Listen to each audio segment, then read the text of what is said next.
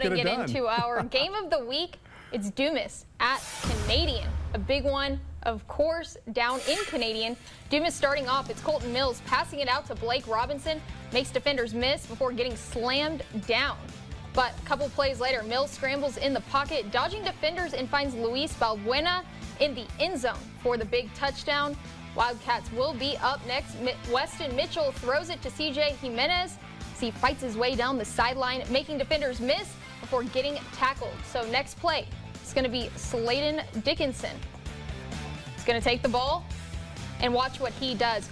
Hurdles the defender, and nobody else is there to stop him as he takes it to the house. And despite a comeback, it's the Canadian Wildcats that win this one 40-35. We'll send it over to Lance for the post-game interview.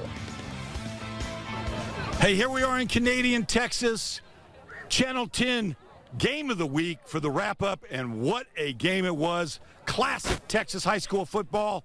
Canadian 40, Dumas 35. Canadian gets up 34-14 going into the fourth quarter. Dumas storms back to take a 35-34 lead, and Canadian closes it out with a late touchdown. Dumas ends up inside the 10 on a crazy, crazy game. We have Coach Andy Cavalier here. Coach Cavs, how do you explain what happened? Yeah, I don't know that it is explainable other than, we've got a group of kids surrounded by a community who always believe. Spent the whole week working extremely hard. We had a lot of young men who maybe didn't even have the opportunity to enter this game, but did a lot of work this week that allowed the guys who were on the field to put ourselves in a situation to win that game, and then came up big right when we needed it most. How about the last drive? You lose the momentum. Let's get real. 1:11 left, and you go down and score, and you get it to the big guy here. Yeah, there was a lot of people doing a lot of things on those plays, but it did kind of feel like the Riggs Pennington show there for a little bit, didn't it? We put it up to him, and he went up and got it.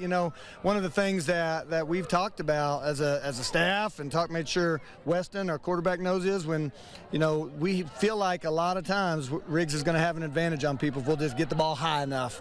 And, of course, there's guys protecting him and allowing us to get the ball to him and all that. But, yeah, great job for Riggs to finish off that game in the end zone like he did.